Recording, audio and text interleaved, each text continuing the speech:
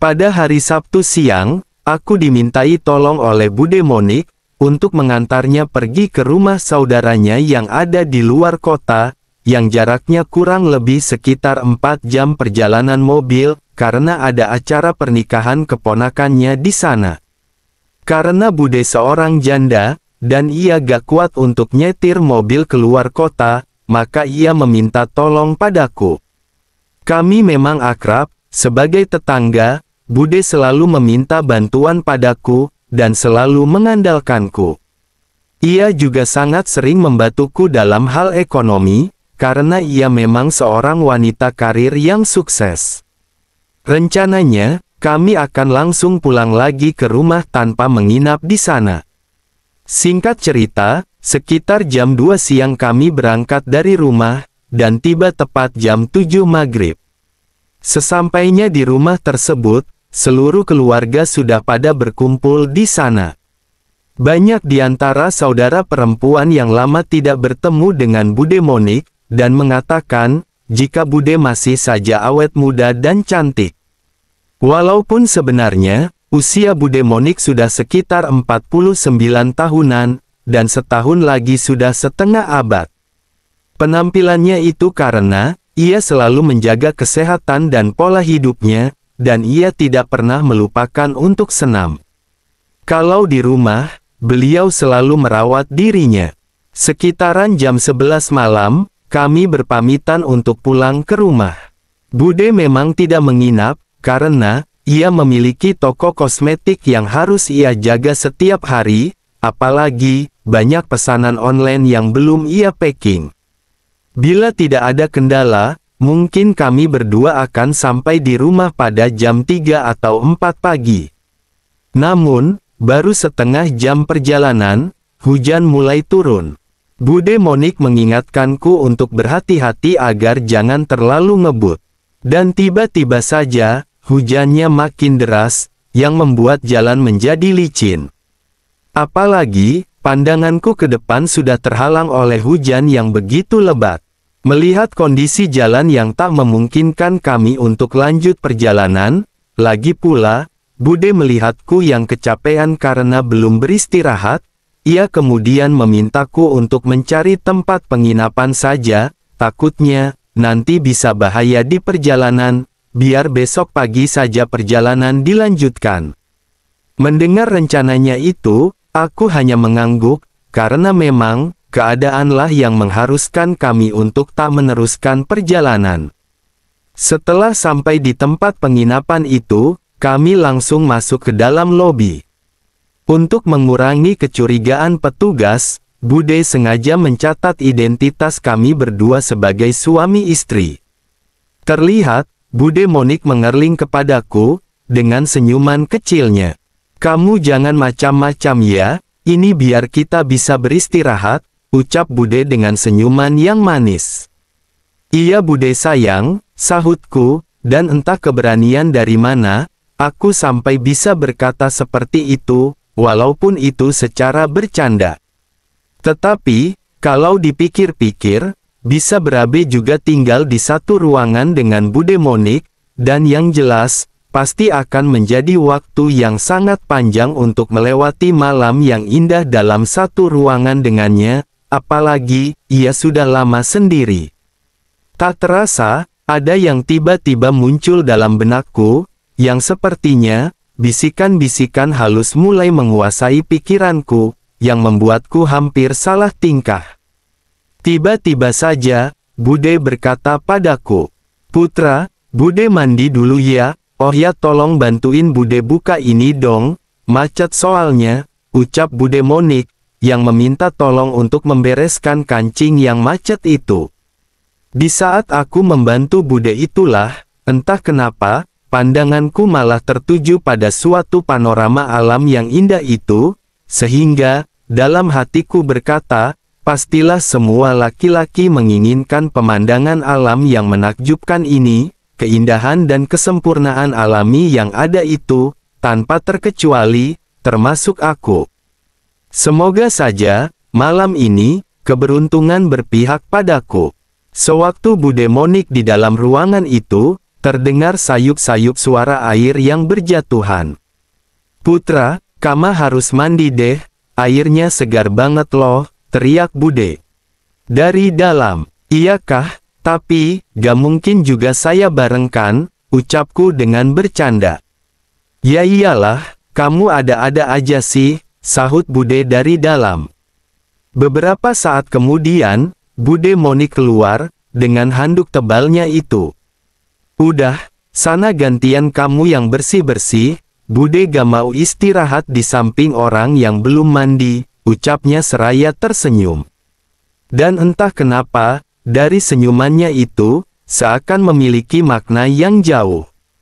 Aku pun langsung beranjak untuk mandi, membersihkan diri. Singkatnya, setelah aku beres mandi, aku segera beranjak untuk istirahat.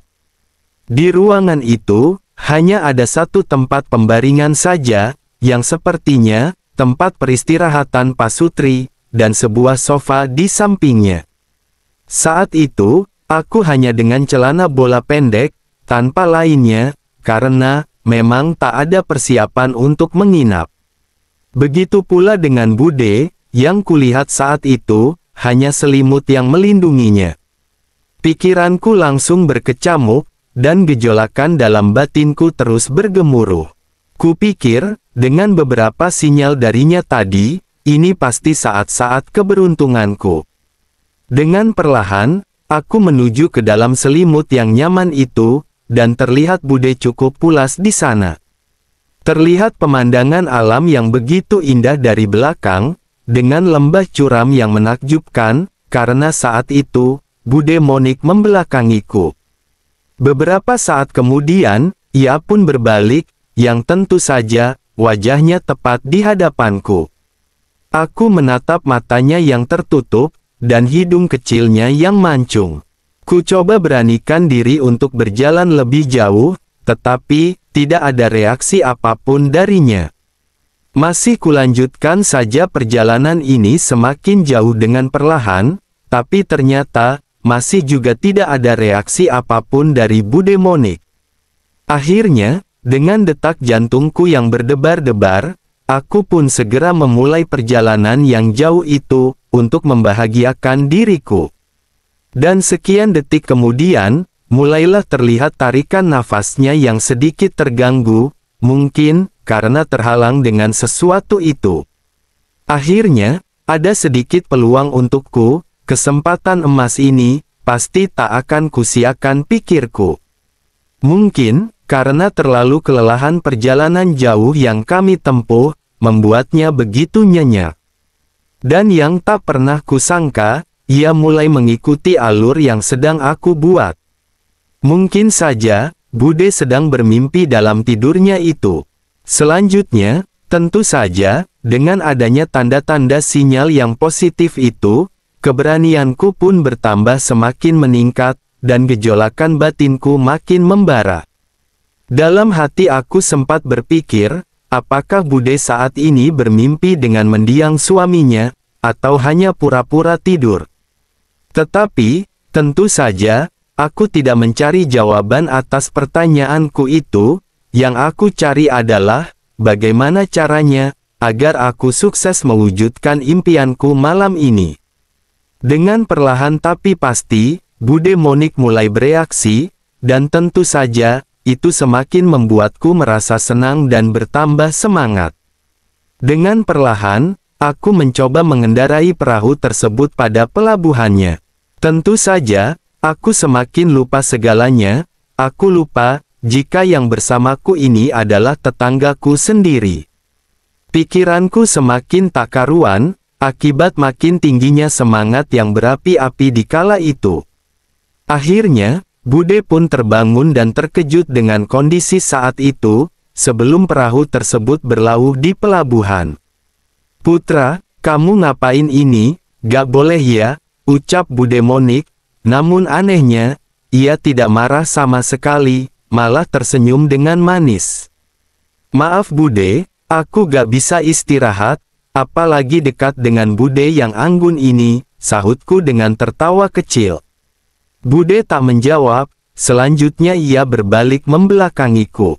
Sedetik kemudian, Bude kembali berucap, "Okelah kalau begitu, tapi janji ya, kamu harus bawa kapal itu dengan hati-hati, jangan gasrak-gusruk, biar kita sama-sama bahagia dengan perlayaran ini," ucapnya.